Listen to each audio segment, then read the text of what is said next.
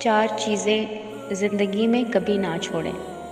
شکر کرنا نہ چھوڑیں، ورنہ آپ نعمتوں میں زیادتی اور اضافے سے محروم ہو جائیں گے، کیونکہ اللہ تعالیٰ کا فرمان ہے لَإِن شَكَرْتُمْ لَأَزِيدَنَّكُمْ، اگر تم شکر کرو گے تو میں تم کو مزید دوں گا۔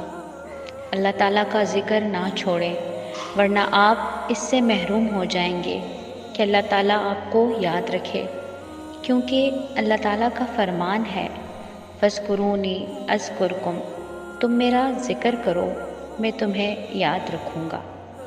دعا کو نہ چھوڑیں، ورنہ قبولیت سے محروم ہو جائیں گے، کیونکہ اللہ تعالیٰ کا فرمان ہے ادعونی استجب لکم، تم مجھے پکارو میں تمہاری دعا قبول کروں گا۔